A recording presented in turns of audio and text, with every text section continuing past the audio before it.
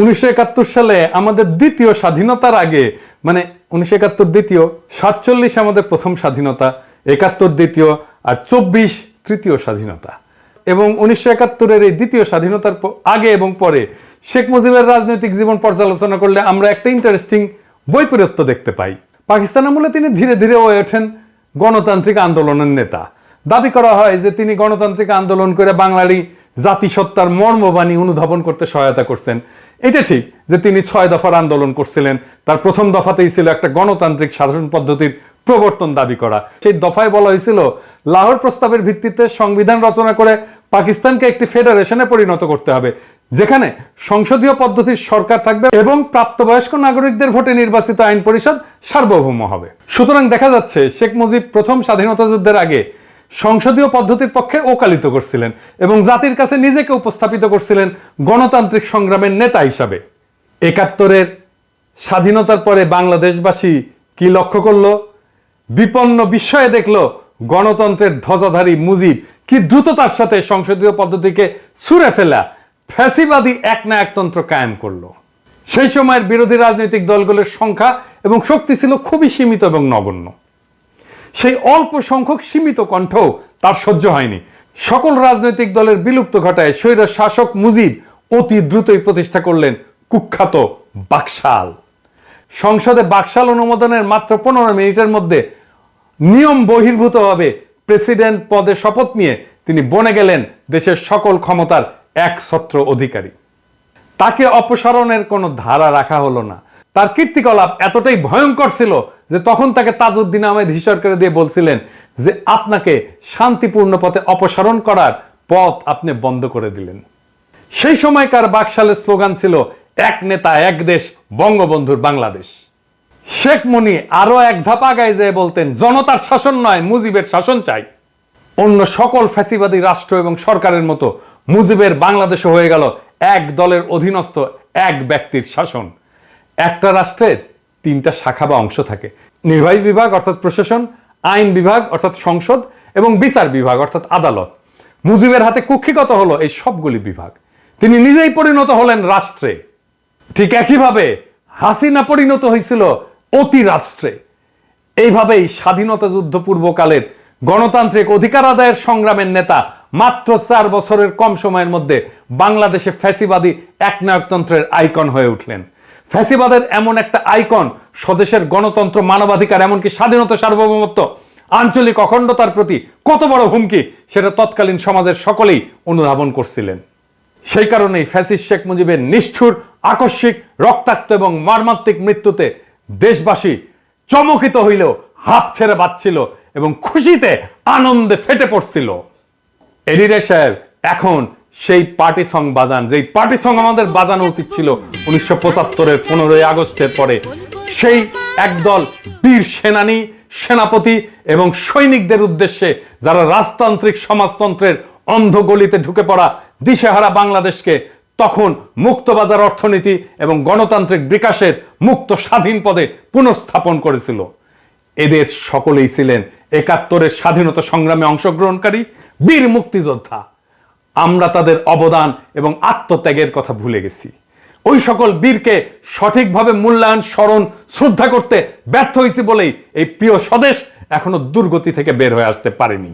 15ই August ছিল একটা বিপ্লব, যে বিপ্লবের ওনারশিপ কেউ নিল না, কিন্তু জনতা সেই বিপ্লবের নায়কদেরকে অভিষিক্ত করছিল রাজপথে উচ্ছ্বাস করে, উল্লাস করে। বাংলাদেশের ইতিহাসের নায়করা হলো উপেক্ষিত, আর সেটাই হয়ে উঠল বিপ্লবকে সংহত না হতে দেওয়ার প্রথম ধাপ। বিপ্লব হয়ে গেল বেহাত। সে বিষয়টা আজকে আর আলাপ না করি, কিন্তু আমি অগাস্ট বিপ্লবের সমস্ত সেনানায়কদেরকে, সমস্ত সৈনিকদেরকে আমার বিপ্লবী সালাম জানাই। আজ আবার একটু হিসাব মিলায় দেখা যাক স্বাধীন বাংলাদেশের প্রথম শাসক শেখ মুজিব কি কি মহা অপকর্ম করছিল। স্বাধীন দেশে সরকারিভাবে বিচার বহির্ভূত প্রথম হত্যাকাণ্ডটি ঘটে শেখ মুজিবের নির্দেশে। বিপ্লবী বামপন্থী নেতা সিরাজ শিকদারকে খুন করেই তিনি ক্ষান্ত হন নাই। জাতীয় সংসদে দাঁড়িয়ে দম্ভভরে চিৎকার করে ঘোষণা করছিলেন, কোথায় সেই সিরাজ শিকদার? তখনই দেখা গেছে শেখ মুজিবুর রহমান নিজেকে মানুষের বাঁচা মরার নিয়ন্তা ভাবতে শুরু করছিলেন। বিপ্লবী সিরাজ শিকদারকে খুন করার মধ্যে দিয়ে মুজিব বিচার বহির্ভূত হত্যা এবং খুন গুমের কালো হাত উদ্যত করছিলেন। শীঘ্রই তা বহুগুণে সম্প্রসারিত হয়েছিল তৎকালীন বৈষম্য বিরোধী সংগ্রামরত হাজার হাজার বাম প্রগতিশীল নেতা কর্মী সংগঠকদের দিকে। কেউ রেহাই যায় নাই। জাসদ থেকে শুরু করে সিপিবি, আদর্শবান এমন সকল যুবকেরা তখন বিশ্বাস করত মুজিব জাতির সাথে প্রতারণা করছে, স্বাধীনতা যুদ্ধের মূল উদ্দেশ্যগুলি বিসর্জন দিছে, বিশেষ করে একটি সাম্যভিত্তিক গণতান্ত্রিক সমাজ প্রতিষ্ঠার লক্ষ্যের সাথে বিশ্বাসঘাতকতা করে ক্ষমতা কুক্ষিগত করছে। মুজিব আমলে তার তৈরি কুখ্যাত রক্ষী বাহিনীর হাতে নিহত হন প্রায় 30,000 তরুণ যুবক, যারা ছিলেন আজকে বাংলাদেশের চলমান ছাত্র আন্দোলনে অংশগ্রহণকারীদের মতোই আত্মোৎসর্গের জন্য প্রস্তুত অকুতভয় তরুণ সম্প্রদায়। মুজিব আমলেই শুরু হয় নির্বাচনী কারচুপি। 1973 সালে বাংলাদেশে প্রথম সংসদ নির্বাচন অনুষ্ঠিত হয়। সেই নির্বাচন কেমন হয়েছিল তা জানার জন্য আবুল মনসুর আহমেদের কাছ থেকে শুনি।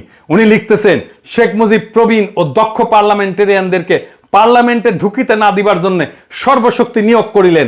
আমি দেখিয়া খুবই আতঙ্কিত ও চিন্তাযুক্ত হইলাম যে নির্বাচন চলাকালে আওয়ামী নেতৃবৃন্দ অপোজিশনের প্রতি যে মনোভাব অবলম্বন করিয়াছিলেন সেটা সাময়িক অবিবেচনা প্রসূত ভুল ছিল না।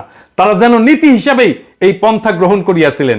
নির্বাচনের ফলে অপোজিশন একরূপ শূন্যের কোঠায় পৌঁছাইছিল। আবুল মনসুর আহমেদ ইনি ছিলেন শেখ মুজিবের রাজনৈতিক গুরু এবং আমাদের মাহফুজা নামের বাবা। সে নিশ্চিতভাবে জিতত, আওয়ামী লীগ নিশ্চিতভাবে জিতত বা সংখ্যাগরিষ্ঠ হইতো, তাও কেন এই ঘৃণিত কারচুপি সে করলো? এটা নিয়ে অনেকেই বিস্মিত হয়েছিলেন, কিন্তু উত্তর পান নাই। আজ আমরা সেই উত্তর শুনব। কেন নিশ্চিত বিজয় যেন কারচুপির পথে শেখ মুজিব অগ্রসর হয়েছিল। সেই নির্বাচনে আওয়ামী লীগ পাইছিল 300-র মধ্যে 292টা। 10টা সিটের কম পাইলে সরকারিভাবে পার্লামেন্টে বিরোধী দল হওয়া যায় না।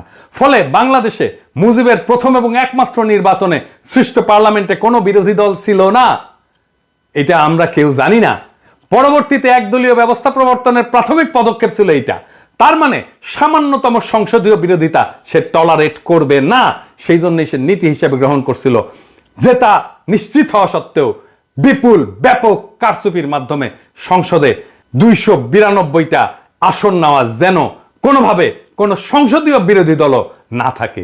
একই কাজ করছিল আমাদের গত জার্মি নির্বাচনে হাসিনা, মুজিবের মাইয়া।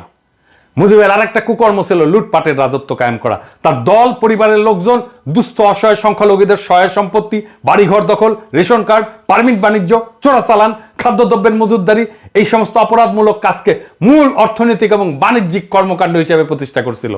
তখনকার রাজধানী ঢাকার দুর্দশাগ্রস্ত এক রাতে তার বড় ছেলে শেখ কামাল সাঙ্গপাঙ্গ নিয়ে দেশের কেন্দ্রীয় ব্যাংক এলাকায় মানে মতিঝিল এলাকায় পুলিশের গুলি খায় হাসপাতালে ভর্তি হয়েছিল। কি করতে গেছিল আপনারাই বুঝে নেন। ডাকসুর নির্বাচন পর্যন্ত নিশ্চিত হার যায় না, ব্যালট বাক্স ছিনতাই করছিল। এই শেখ কামাল শেখ মুজিবের কুপুত্র একটা ঝুট খোলা জিপ নিয়ে দাপায় বেড়াইতো তার গুন্ডা বা সঙ্গীদের নিয়ে সারা ঢাকা। যারে পাইতো তারাই তারা করত। আহমেদ সফারে তারা করছিল, নিউ মার্কেট এলাকায় তারা করছিল। আহমেদ সফা জান নিয়ে দৌড় দিছিল এই শেখ কামাল। শেখ মুজিব গোপালগঞ্জ থেকে আসা সামন্ত প্রভুর মতো করে দেশ চালাইতে চাইছিল। তিনি হয়তো নিজেকে গোপালগঞ্জের রাজবংশের প্রতিদ্বন্দ্বী মুসলিম শাসক মনে করতেন। এমনই ছিল তার জ্ঞান গরিমার সর্বোচ্চ স্তর। কোনো লেখাপড়া জানতো না, কিছু লেখাপড়া করে না। তার সাথে জেল খাটছে এরকম একজনের কাছ থেকে আমি শুনছি, আমি আর নাম না কই, আর কয়াই দিই, ওই যে মূলধারা 71-এর লেখক। উনি বলছিল আমাকে যে শেখ মুজিব একটা বই নিয়ে যায় জেলখানায় যাওয়ার সময়, আর ওই বইয়ের 1 পৃষ্ঠা সারাক্ষণ পড়ে এবং জেল থেকে বের হওয়ার সময় ওই 1 পৃষ্ঠা সে শেষ করতে পারে না। ও দেখায়, কেউ আসলে দেখা বই খুলে দেখায় যে আমি বই পড়িচ্ছি, আর ওই 1 পৃষ্ঠা সে জীবনে শেষ করতে পারে না। এই হচ্ছে ওর জ্ঞান গরিমার স্তর। মুজিবের অর্থনৈতিক নীতি দেশকে এতই ভয়ঙ্কর পরিস্থিতির মধ্যে ফেলছিল যে 1974 সালে বাংলাদেশ এক ভয়াবহ দুর্ভিক্ষে পতিত হয়েছিল। মুজিব সৃষ্ট সেই দুর্ভিক্ষে কয়েক লক্ষ দরিদ্র পীড়িত নিঃস্ব নিরীহ মানুষ মৃত্যুবরণ করছিল, আর দারিদ্র্যের সীমানার নিচে পতিত হয়েছিল 65% বেশি মানুষ। নোবেলজয়ী অর্থনীতিবিদ অমর্ত্য সেন তার গবেষণায় দেখাইছিলেন সেই দুর্ভিক্ষ খাদ্যের অভাবের জন্য ঘটেনি, ঘটছিল মজুতদারির কারণে। আর মুজিব কতই নির্লজ্জ, এই দুর্ভিক্ষের সময় সে তার ডাইনিং টেবিল সাজায় 14 পদের খাবার দিয়ে সে লাঞ্চ করত। সেটা আবার পত্রিকাতেও ছাপা হইতো। কেমন নির্লজ্জ একটা। এমন পরিস্থিতিতে মুজিব যখন দেখলো যে সমাজ এবং দেশে প্রতিবাদ বিক্ষোভ ক্রমশ বেড়ে যাচ্ছে, তখন যৎসামান্য গণতান্ত্রিক ব্যবস্থা বা পরিসর যা অবশিষ্ট ছিল তাও খেয়ে ফেললেন। গণতন্ত্রের পথ অনুসরণ না করে প্রবল স্বৈরাচারী ব্যবস্থা অর্থাৎ লৌহ কঠিন শ্বাসরুদ্ধকর ফ্যাসিজমের পথে পা বাড়াইলেন। শাসন এবং শোষণ করার সবচেয়ে অগণতান্ত্রিক এবং নিষ্ঠুর রাস্তাটি বেছে নিলেন শেখ মুজিব। দেশবাসীকে ভাওতা দেওয়ার জন্য তথাকথিত সমাজতন্ত্রের নামে রাষ্ট্রবিনাশী ফ্যাসিবাদী এক না একতান্ত্রিক বাকশাল কায়েম করছিলেন। আর এই বাকশালের সহযোগী ছিল সিপিবি, এই বাংলাদেশের সিপিবি, এই মুজাহিদুল ইসলাম সেলিম বাকশালের সহযোগী ছিল। যেদিন বাকশাল কায়েম হয়, এই মুজাহিদুল ইসলাম সেলিম ছাত্রলীগের সাথে মিলে আনন্দ মিছিল বাইর করছিল ঢাকার রাজপথে। আওয়ামী লীগের অফিস পুরাই দিচ্ছেন, সিপিবির অফিস কেমনে থাকে? সিপিবির অফিস দখল করেন, সিপিবির অফিসকেও জনগণের অফিস বানান। ওই অফিস থেকে এই ফ্যাসিবাদের সহযোগীদের উচ্ছেদ না করে দিলে বাংলাদেশের মুক্তি নাই। ওই সিপিবিকে ধইরা আবার আওয়ামী লীগ উঠে দাঁড়াবে, আমি কয়ে রাখলাম। বাংলাদেশের প্রথম ফ্যাসিবাদী শাসক মুজিবকে তাদের মূল আইকন গণ্য করে এবং মানে আওয়ামী লীগ। ৭৫-এর ইতিহাসের কুৎসিত নর্দমায় পতিত এই আইকনকে শেখ হাসিনা এবং তার দল গত ১৫ বছর ধরে সর্বশক্তি দিয়া সারা দেশে পুনঃপ্রতিষ্ঠিত করার অপচেষ্টা করছিল।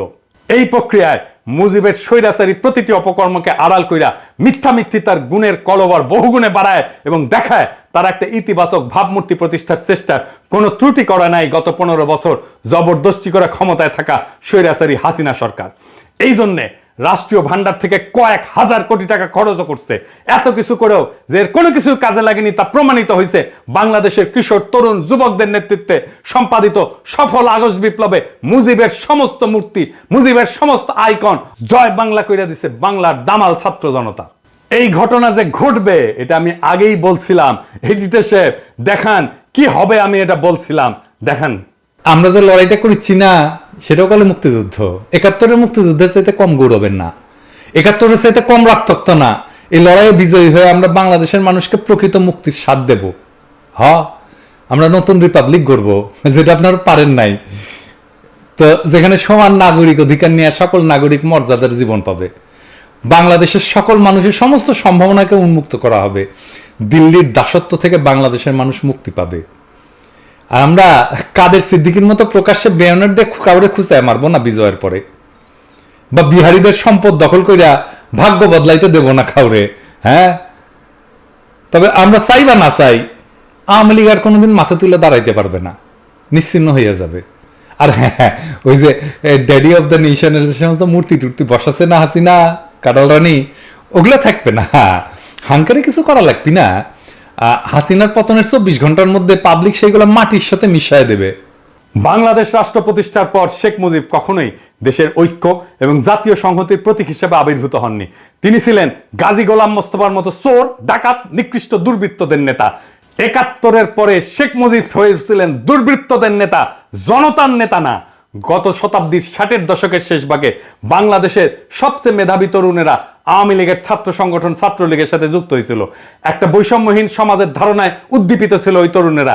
সমাজতন্ত্র প্রতিষ্ঠার স্বপ্নে চালিত হয়ে এই তেজোদ্দীপ্ত অংশই আওয়ামী লীগে ঘটাইছিল বিপ্লবী রূপান্তর। তারাই ব্যাপকভাবে যোগ দিছিল মুক্তিযুদ্ধে।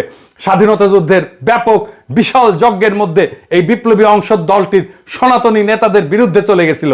বিপরীতে চিরায়ত পুরনো প্রাচীন আওয়ামী নেতার সংগঠকদের প্রধান এবং আসল নেতা ছিল শেখ মুজিবুর রহমান। ওই সনাতনী অংশ তারা পাকিস্তানের মতোই শোষণ, বঞ্চনা, বৈষম্যের আর একটা দেশ বানাইতে চাইতো, যার মালিক হবে তারা। আওয়ামী লীগের ভেতরকার সেই সকল রাজনৈতিকদের গুরু ছিলেন এই এই এই এই এই এই এই এই এই এই সরাদি বডিগার্ড। ৬৯-এর গণ অভ্যুত্থান, ৭০-এর সাধারণ নির্বাচন এবং ৭১-এর মুক্তিযুদ্ধের মধ্যে দিয়া যে আত্মত্যাগী বিপ্লবী অংশ আওয়ামী লীগকে রাষ্ট্র ক্ষমতা উপহার দিছিল, মুজিব সরকারের দায়িত্ব হাতে পেয়ে তাদেরকেই সবচেয়ে বেশি অবজ্ঞা করছেন, ঠেলে দিচ্ছেন দূরে, বহু দূরে, নীতি নির্ধারণের সীমানার বাইরে। তাদের লালিত স্বপ্ন এবং আকাঙ্ক্ষার বিপরীতে তিনি সর্বশক্তি নিয়ে দাঁড়ায় গেছেন। নিজের ভাগিনা শেখ মুনিকে সর্বাধিক গুরুত্ব দিয়া ফ্যাসিবাদের ভ্রূণ সৃষ্টির এবং লালনের প্রথম পর্বের কাজ শুরু করছেন। শেখ মুজিব তার দলের পরীক্ষিত এবং সবচেয়ে সম্ভাবনাময় ৮০% তরুণ এবং যুবককে ঠেলে দিছিলেন বিরুদ্ধ পক্ষে। পর্যায়ক্রমে সেখান থেকে তার বিরুদ্ধে সংগ্রামরতদের সবচেয়ে বড় সংগঠন জাসদ জন্ম নেয়। মুজিব কখনোই দেশের ঐক্য এবং সংহতির প্রতীক বা ইউনিফাইং ফিগার ছিলেন না। সে ছিল সদ্য স্বাধীন দেশে চূড়ান্ত বিভেদ সৃষ্টিকারী ইন্ডিয়া অনুরাগী এক দেশদ্রোহী শাসক। সে ছিল অত্যাচারী, লুটেরা এবং কুখ্যাত এক মহারাজ, ইতিহাসের নিকৃষ্টতম খলনায়ক। তার খুনি পাপিষ্ট কন্যা শেখ হাসিনা, মা দুর্নীতি এবং দুর্বৃত্ত পরায়ণ শেখ পরিবার এবং ফ্যাসিস্ট দল আওয়ামী লীগ দেশবাসীর কাছে এই ঘৃণিত নিকৃষ্ট ব্যর্থ শাসক মুজিবকে নানান মহিমায় মহিমান্বিত করে দলীয় সম্পত্তি এবং প্রশ্নহীন আনুগত্য প্রতিষ্ঠার ভয়ঙ্কর প্রতীকে পরিণত করছিল, যা আগস্ট জনরোষের আগুনে পুড়ে কয়েক ঘন্টার মধ্যে নিশ্চিহ্ন হয়ে গেছে। হাসিনা কিভাবে মুজিবের ঐতিহ্যকে বহুগুণে ছাড়াই গেছে, আসেন সেটা দেখি। প্রথমত, শেখ মুজিব সদ্য স্বাধীন এবং অপার সম্ভাবনাময় বাংলাদেশে নির্বাচন ব্যবস্থার কারচুপির যে ধারা শুরু করছিল, খুনি হাসিনা সেই জাল জালিয়াতিকে আরো ভয়াবহ পর্যায়ে অধঃপতিত করছে। ভোটচোর হাসিনা প্রকৃতপক্ষে নির্বাচনকে নির্বাসনে পাঠায় দিছিল। গত 7ই জানুয়ারিতে অনুষ্ঠিত ভোটারবিহীন ডামি নির্বাচনের মধ্য দিয়ে সে জনপ্রতিনিধিত্ব যাচাইয়ের ব্যবস্থা ধ্বংসের নিকৃষ্ট সকল ধারণাকে অতিক্রম করে পৃথিবীতে কলঙ্কের এক নতুন দৃষ্টান্ত স্থাপন করছিল। দ্বিতীয়ত, মুজিবের একটা গুম বাহিনী ছিল, সাদা টয়টায় ঘুরে বেড়াইতো, যাকে তাকে তুলে নিয়ে যেত, যাকে তুলে নিয়ে যেত তাকে আর খুঁজে পাওয়া যেত না।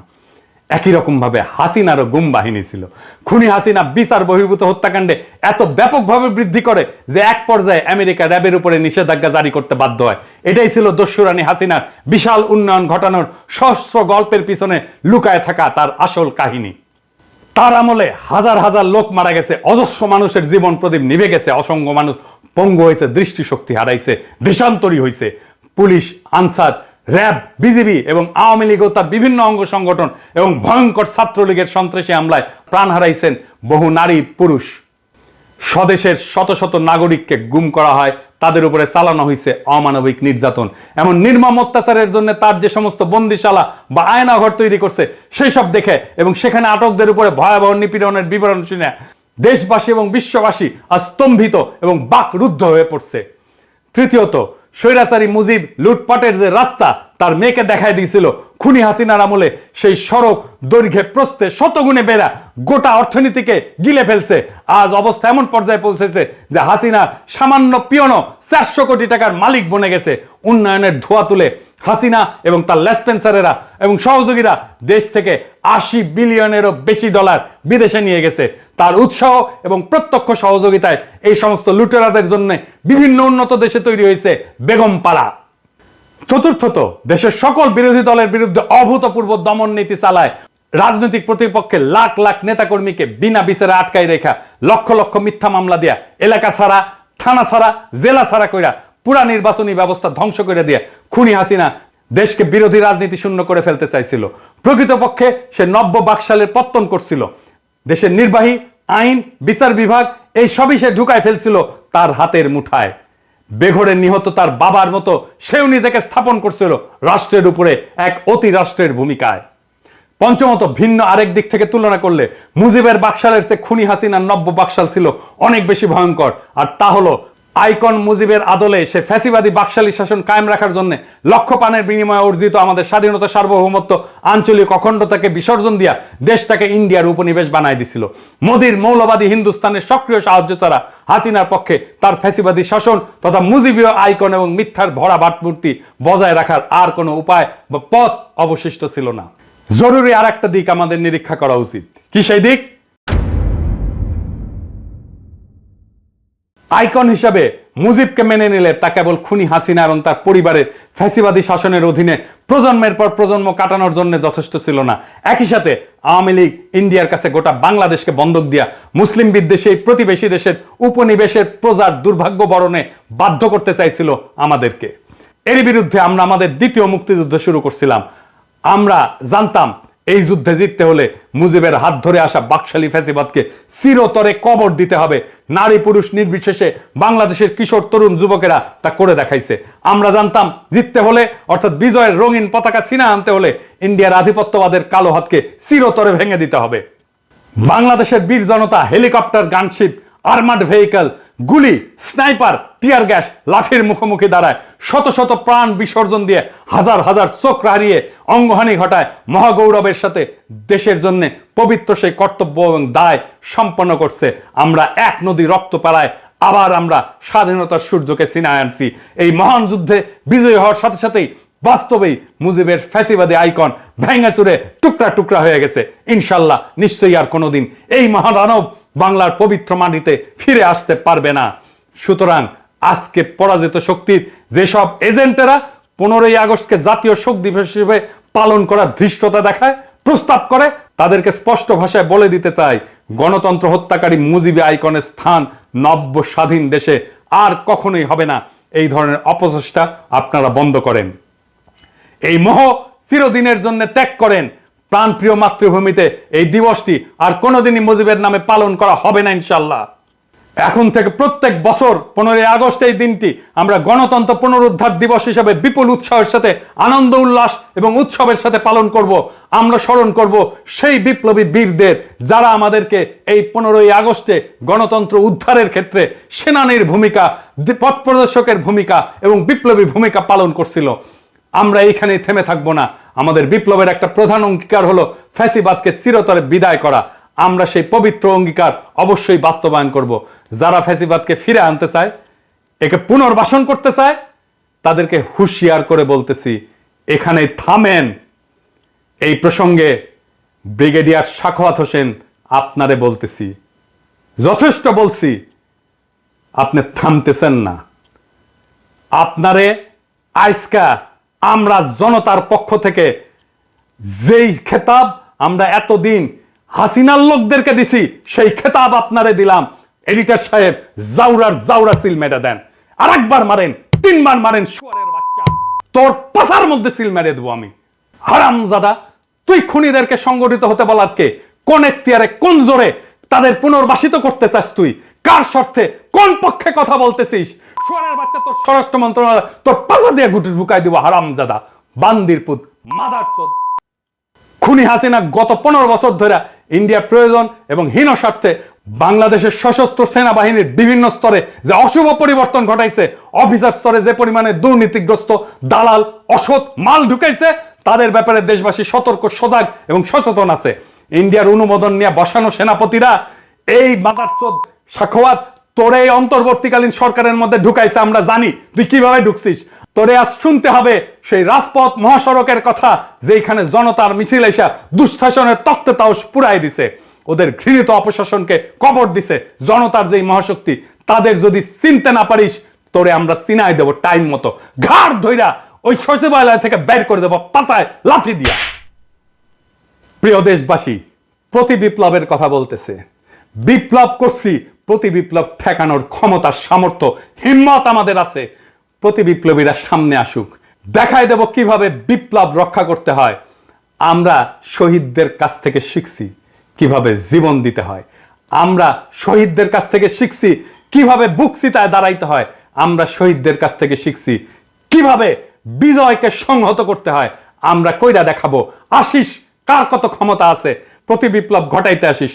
আমরা আমাদের সরকারকে রক্ষা করব, আমরা আমাদের বিপ্লবকে রক্ষা করব। কিন্তু বিপ্লবের মধ্যে ঢুকে পড়া এই সমস্ত সাখাওয়াতের মাদারচোদগুলোরে আমরা পাছায় লাথি দিয়া বাইর করে দেব। এইটাও আমরা কয়ে রাখলাম। আমাদের মনে রাখা দরকার, ফ্যাসিজম উত্তরকালে পশ্চিমা বিশ্বে, বিশেষ করে জার্মানি, ইতালিতে যে সমস্ত আইকন, কালচার, কনসেপ্ট, এমনকি ভাষা ব্যবহার করে ফ্যাসিজম উৎপাদন, প্রতিষ্ঠা, এর ইকোসিস্টেম তৈরি এবং স্থাপন করা হয়েছিল, তার সবকিছুই ঝাড়ে বংশে ঝেঁটায় বিদায় দেওয়া হয়েছিল। সেই সব প্রতীক, ভাবমূর্তি, ছাপ, ছবি এবং চিহ্ন ব্যবহারকে ফ্যাসিজমের আবার আগমন হিসেবে গণ্য করা হয়। ফ্যাসিস্ট আওয়ামী লীগ এবং এর স্পিরিচুয়াল ফাউন্টেন হেড মুজিবের কল্লাকে বাংলাদেশে আর কখনো জায়গা দেওয়া হবে না। মহান সৃষ্টিকর্তা নিশ্চয়ই বাংলাদেশের মানুষের মধ্যে সেই তৌফিক দান করবেন, যেখানে মুজিবের নাম আছে, নিশানা আছে, গুড়ায় দেবেন বিপুল বিক্রমে। রাষ্ট্রীয় সম্পদ, শক্তি ব্যবহার কইরা ফ্যাসিবাদের মতাদর্শিক আইকন হিসেবে সারা দেশে সকল বেসরকারি, সরকারি প্রতিষ্ঠানে অজস্র মুজিব কর্নার, মুজিব বন্দনা, নানা চিহ্ন স্থাপন করা হয়েছে। সেই রীতি এবং সংস্কৃতি আর চলতে পারবে না। আমরা আর রাষ্ট্রীয়ভাবে ফ্যাসিবাদ উদযাপনের ধারাবাহিকতা বজায় রাখতে পারি না। এটা শুধু বিশ্বাসঘাতকতাই না, এটা আমাদের জাতির মনন এবং মগজকে বিষাক্ত করে রাখার নামান্তর। তাই এর সবগুলো অতি দ্রুত অপসারিত করতে হবে, ভেঙে চুরমার করে ফেলতে হবে, বাংলাদেশ থেকে সমূলে মুছে দিতে হবে মানবতা বিরোধী অসভ্য বর্বর ফ্যাসিবাদীদের সকল ছায়া আগামী 15ই আগস্ট হবে, যেইখানে মুজিব কর্নার থাকবে সেই প্রতিষ্ঠানের প্রধানের পাশা দিয়ে সব মুজিব কর্নারের জিনিস ঢুকায় দেবেন। এইটাই হবে আমাদের কর্মসূচি। আর অবশ্যই তেলসারা। 2 প্রজন্মের খুনি শেখ হাসিনা জোর জবরদস্তি করে 17 কোটি মানুষের মানবিক মৌলিক রাজনৈতিক অধিকার হরণ কইরা অভাব অনটনে কাঠানো এই রাষ্ট্রের কয়েক হাজার কোটি টাকা খরচ করে তার বাপ মুজিবের জন্ম শতবর্ষ পালন করছিল। এর রেশ চিহ্ন এবং অবশেষ সমূহ বিদ্যমান থাকলে এগুলো ফ্যাসিবাদের চাষাবাদ এবং দানবীয় উত্থানের রসদ সরবরাহ করবে। আমরা কষ্ট সহিষ্ণু এই বীর জাতিকে আর একবার সামষ্টিক পাপাচারে নিমজ্জিত করতে পারবো না এবং এর কোনো সুযোগ আর অবশিষ্ট রাখবো না। মুজিব পরিবারের সকল সদস্য এবং শেখ হাসিনার বানানো হাজার হাজার কোটি টাকার মালিকদের কাছ থেকে তাদের সকল সহায় সম্পত্তি রাষ্ট্রায়ত্ত করে বাংলাদেশকে কড়ায় গন্ডায় ক্ষতিপূরণ আদায় করতে হবে। শেখ পরিবার, আওয়ামী লীগ এবং তাদের দোসরেরা নব্য স্বাধীন এই বাংলাদেশ গড়ার কোনো কাজেই লাগবে না, বরঞ্চ তারা নানাভাবে একে বাধা দিতে, অকার্যকর করতে এবং ব্যর্থতায় পর্যবেসিত করার সকল অপচেষ্টা চালাবে। এই সকল স্থাপনা, চিহ্ন, প্রতীক ফ্যাসিজম পুনরুৎপাদনের সহায়ক হবে। সেই জন্য মূল সহ এসব উপড়ে ফেলাটাই হবে গণঅভ্যুত্থান সংগঠনকারী বিপ্লবীদের একটা বড় আদর্শিক কর্তব্য। সমাজ, সরকার ও রাষ্ট্র থেকে ফ্যাসিবাদীদের উৎখাতে দ্বিতীয় বিশ্বযুদ্ধের পর জার্মানি এবং ইতালিতে যে সমস্ত পদক্ষেপ পদ্ধতি গ্রহণ করা হয়েছিল, বর্তমান বাংলাদেশের পরিস্থিতি ও পরিপ্রেক্ষিত বিবেচনা নিয়ে আমরাও তার প্রয়োগ এবং বাস্তবায়ন করব, যাতে দানব সৃষ্টি হওয়ার মতো সকল দুষ্টক্ষত সমাজ দেহ থেকে চিরতরে দূর করা যায়। এই হাসিনা বাংলাদেশে হিন্দু, মুসলমান, পাহাড়ি, সমতলী, আওয়ামী লীগ, আওয়ামী বিরোধী, মুক্তিযুদ্ধের পক্ষে বিপক্ষে, সেকুলার, নন সেকুলার, জঙ্গি, প্রগতিশীল নানা ন্যারেটিভে এই জাতিকে বিভক্ত করছে। মনে রাখবেন, আমরা সবাই বাংলাদেশের নাগরিক। আমাদের সবার সমান অধিকার এই দেশের সম্পদে। আমাদের ঐক্যই আমাদের শক্তি, আমাদের বিভক্তি আমাদের পরাজয়। একজন পাহাড়ি নির্যাতিত হলে সেটা সংখ্যালঘু নির্যাতন নয়, সেটা নাগরিক নির্যাতন। একজন হিন্দু নির্যাতিত হলে সেটা সংখ্যালঘু নির্যাতন নয়, সেটা নাগরিক নির্যাতন। একজন শিবির ক্রসফায়ারে মারা গেলে সেটা হাসিনার মতে জঙ্গি দমন না, সেটা নাগরিক নির্যাতন। আমাদের এই নাগরিক পরিচয় বাদ দিয়ে আমরা যেন রাজনৈতিক প্রশ্নে আর অন্য কোনো পরিচয়কে ধারণ না করি। হিন্দু হিসেবে না, মুসলমান হিসেবে না, পাহাড়ি হিসেবে না, সমতলী হিসেবে না, আমরা আমাদের অধিকারের দাবি করব নাগরিক হিসাবে। গণতন্ত্র অর্জন, প্রতিষ্ঠা এবং রক্ষার এই নব পথযাত্রায় বিশ্বব্যাপী মানবিক মূল্যবোধ বিকাশের সকল ইতিবাচক শিক্ষা, জ্ঞান এবং অভিজ্ঞতা আমরা উদার চিত্তে গ্রহণ করব। ভালো এবং অগ্রগামী সকল কিছুই নব স্বাধীন বাংলাদেশ গড়ার কাজে আমরা ব্যবহার করব। নিশ্চয়ই সৃষ্টিকর্তা আমাদের সহায় হবেন। আগামী দিনগুলোতে আমরা এই একই ধরনের পদক্ষেপ নিয়ে এগিয়ে যাব। বাংলাদেশের পবিত্র মাটি থেকে ফ্যাসিবাদ এবং ফ্যাসিবাদীদের উৎখাত করেই ছাড়ব ইনশাল্লাহ। এবারের 15ই আগস্ট গণতন্ত্র পুনরুদ্ধার দিবসে এটাই হবে আমাদের ইস্পাত দৃঢ় শপথ। ইনকিলাব জিন্দাবাদ, গণতন্ত্র পুনরুদ্ধার দিবস জিন্দাবাদ, আগস্ট বিপ্লবের বিপ্লবীরা জিন্দাবাদ।